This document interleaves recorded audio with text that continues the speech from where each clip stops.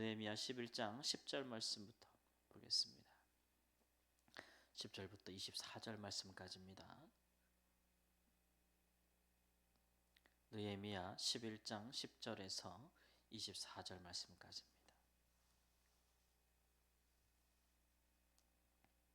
11장 10절 말씀. 제사장 중에는 요아립의 아들 여다바와 야긴이며 또 하나님의 전을 맡은 자 스라야이니 그는 힐기야의 아들이요 무슬람의 손자여 사독의 증손이요 무라요의 현손이요 아히두베 오대손이며 또 전에서 일하는 그들의 형제니 모두 822명이요 또 아다야이니 그는 여로보암의 아들이요 블라야의 손자요 암시의 증손이요 스가랴의 현손이요 바스울의 오대손이요 말기야의 육대손이며 또 그 형제의 족장된 자이니 모두 242명이요 또 아마세이니 그는 아사렐의 아들이요 아으세의 손자요 무실레못의 증손이요 인멜의 현손이며 또 그들의 형제의 큰 용사들이니 모두 128명이라 하그돌림의 아들 삽디엘이 그들의 감독이 되었느니라. 레위 사람 중에는 스마야이니 그는 핫숲의 아들이요 아스리감의 손자여 하시바의 증손이요 분니의 현손이며 또 레위 사람의 족장 삽부대와 요사바시니 그들은 하나님의 전 바깥일을 맡았고 또 아삽의 증손 삽디의 손자 미가의 아들 마따냐이니 그는 기도할 때에 감사하는 말씀을 인도하는 자가 되었고 형제 중에 박뷰가가 버금니 되었으며 또 여두둔의 증손 갈랄의 손자 삼모의 아들 압다니 거룩한 성의 레위 사람은 모두 284명이었느니라. 성 문지기는 악굽과 달몬과 그 형제이니 모두 172명이며 그 나머지 이스라엘 백성과 제사장과 레위 사람은 유다 모든 성읍에 흩어져 각각 자기 기업에 살았고 느디님 사람은 오벨에 거주하니 시하와 기스바가 그들의 책임자가 되었느니라. 노래하는 자들은 아삽 자손 중 미가의 현손 마따냐의 증손 하사바의 손자 바니의 아들 오시는 예루살렘에 거주하는 레위 사람의 감독이 되어 하나님의 전 일을 맡아 다스렸으니 이는 왕의 명령대로 노래하는 자들에게 날마다 할 일을 정해 주었기 때문이며 유다의 아들 세라의 자손 곧 무세 사벨의 아들 부다히야는 왕의 수하에서 백성의 일을 다스렸느니라. 아멘. 이제 예루살렘에 남아서 성전에서 봉사하는 자들의 명단이 기록되고 있습니다. 어제는 이제 일반 백성들 중에서 예루살렘에 거주하는 자들의 명단이었는데 이제 제사장들과 레위인들 또 이제 성전에서 특별히 노래하는 자들 그리고 성전의 문지기들 그런 자들의 쭉 이름들을 언급하고 있고 레위인들 중에서는 성전 안에서 일하는 사람들 또 성전 밖에서 일하는 사람들 그렇게 이제 나눠서 또 언급하고 있는 모습들을 볼 수가 있어요. 일반 백성들의 숫자보다는 제사장들과 레위인들의 숫자가 좀 적지만 그러나 그들이 이제 다윗이 그 성전을 처음 세우고 그때 성전에 여러 가지 직무를 맡겼던 그 체계를 따라서 그들의 조상들이 하였던 일들에 대해서 그대로 이어서 하는 모습들을 볼 수가 있는데 이처럼 나라가 망하고 수십 년을 포로가 되어서 다시 돌아왔어도 그들의 조상들이 했던 일들을 그대로 이어받을 수 있을 만큼 하나님께서 그들의 조상들로부터 후손들에 이르기까지 그 포로 생활 가운데서도 그들을 지키시고 그 자손들을 유지하셨다라는 것들을 우리가 알 수가 있습니다. 무엇보다도 우리가 주목해서 볼 것은 23절 말씀부터인데요. 이 모든 일들의 후원자가 누구냐라는 거예요. 왕의 명령대로 노래하는 자들에게 날마다 할 일을 정해 주었다.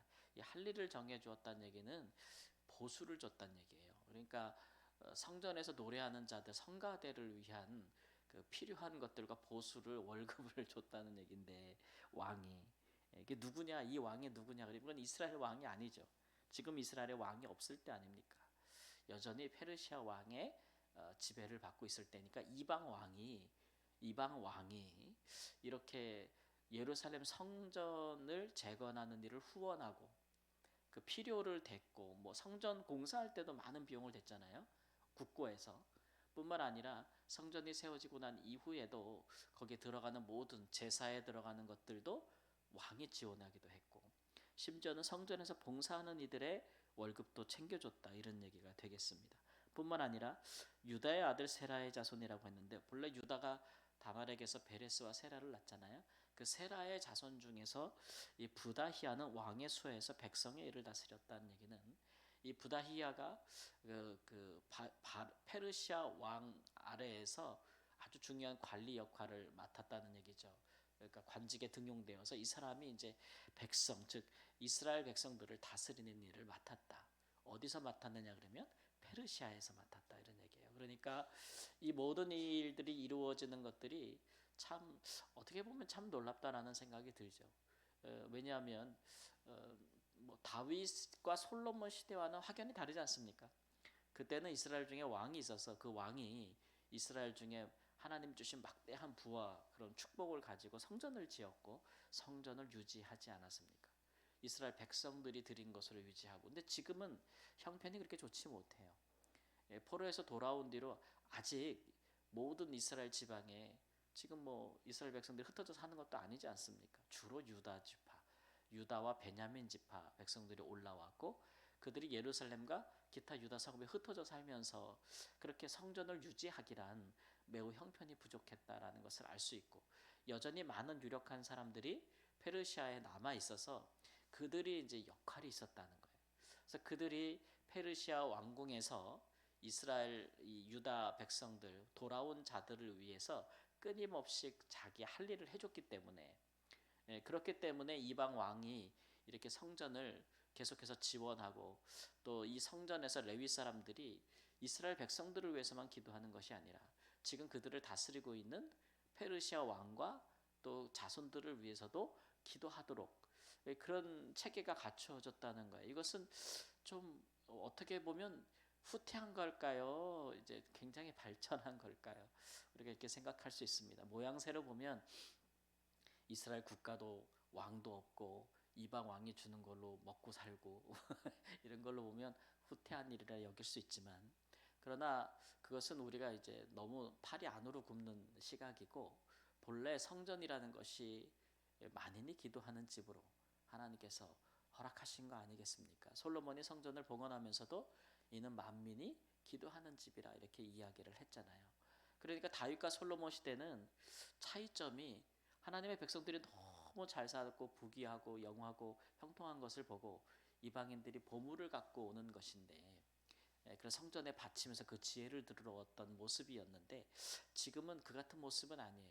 오히려 하나님의 백성들이 너무 연약하고 힘도 없고 부족하다. 그런데 포로된 상태에서 자유케 해주는 거잖아요. 이방 왕이. 그러니까 신세가 참 뭐라 그럴까 과거에 비하면 처량한 모습이라고 할 수가 있겠죠.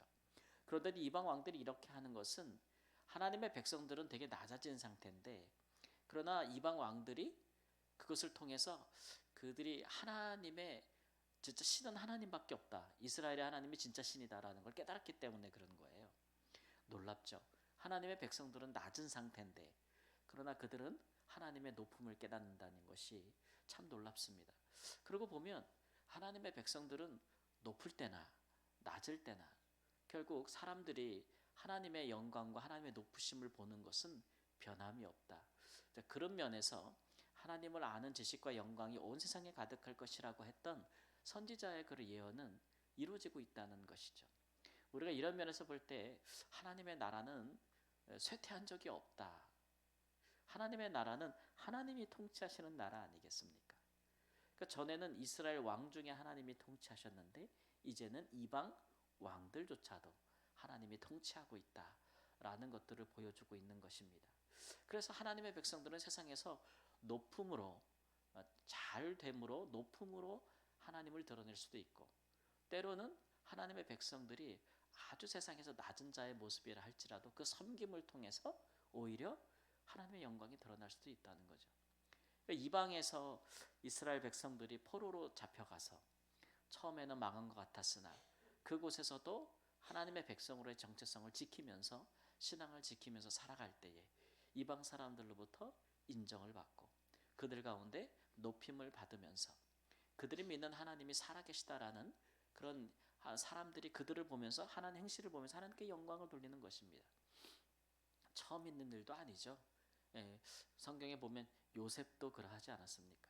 애굽의 종으로 팔려갔지만 그곳에서 그의 행실을 보고 그와 함께 하시는 하나님을 보매 사람들이 그를 귀히 쓰고 높여주면서 그렇게 이방 가운데 하나님의 영광을 나타내지 않겠습니까? 그리고 하나님의 백성들을 인도하는 일에 쓰임 받지 않겠습니까? 그런 일들이 지금도 여전히 반복되고 있다라는 것들을 보여주고 있기 때문에 그런 일에 대해서 우리가 세상에서 높은 자리에 있든 혹은 세상을 우리가 섬기는 자리에 있든 우리는 변함없이 그 모든 자리에서 하나님께 영광을 돌릴 수 있다. 하나님은 우리를 통해 일하신다라는 것들을 보여주고 있는 것이죠. 지금 시대에 하나님께서 하나님의 백성들을 높이 드셔서 일하는 시대인지 아니면 하나님의 백성들에게 하나님께서 좀 겸손하라고 때로는 낮추어서 지금 일하고 있는 시대인지 우리가 어느 시대에 살고 있는지를 우리가 구분할 필요는 있겠으나 그러나 또한 우리에게 언제나 소망이 되는 것은 우리가 높으나 낮으나 우리가 섬김을 받으나 또는 섬기고 있으나 어떤 자리에 있든지 하나님께서는 우리를 통해서 일하시며 함께 하시고 형통하게 하신다. 그러므로 우리를 통해 천국 하나님의 나라를 끊임없이 이 땅에 이루게 하시도록 섭리하시는 분이라는 사실들, 그런 사실들을 우리가 좀 깨달으면 우리의 형편에 좀 자유할 수 있지 않겠나라는 생각이 듭니다. 이제 주로 이제 뭐 어떤 그 사람들 만나서 이렇게 이야기하다 보면은 이렇게 과거의 영광에 늘 묻혀 사는 분들이 있어요. 그러니까 흔히 말하는 이제 왕년이죠, 왕년.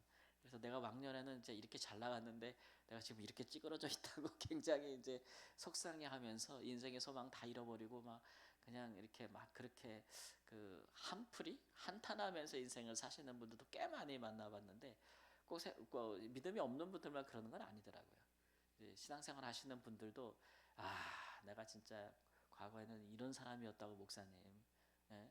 근데 내가 지금 이런 모습이라고 나 우습게 보지 말라고 뭐 이렇게 말씀하시는 것 같은데 근데 그런 마음을 이해는 하겠으나 그러나 이제 주 안에서는 그런 마음도 다 부질없는 거예요. 예, 예, 뭐 우리가 왕년에 이렇게 좀 드높았다고 해서 하나님이 우리를 축복하신 거고 지금은 좀 쇠퇴했다고 해서 하나님이 우리를 축복하지 않는 게 아닙니다. 오히려 우리가 좀 그 세상에서 영광이 좀 덜하더라도 높음이 좀 덜하더라도 지금의 모습이 좀 그렇더라도 그러나 오히려 그런 낮은 자의 모습으로 사는 것은 예수 그리스도를 생각하면 축복이죠. 예수님은 높은 자로 이 세상에 살지 않았습니까? 오히려 성경에서는 예수님은 높은 자로 사는 것을 다 좋아하지만 굉장히 경계해야 될 것으로 이야기해요. 높은 모습으로 사는 것은 세상에서 그리스도를 본받기가 참 어렵다고 이야기하죠. 참 어렵다.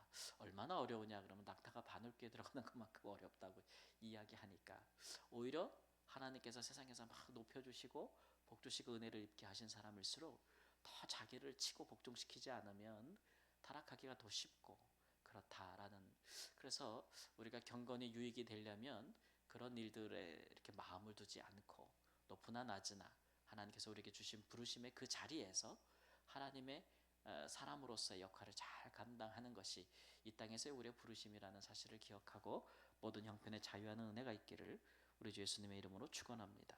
아멘. 주님, 언제나 주께서 우리에게 부르신 그 자리에서 우리는 우리의 몫을 감당할 수가 있고 하나님 우리의 부르심이 있는 줄을 믿습니다.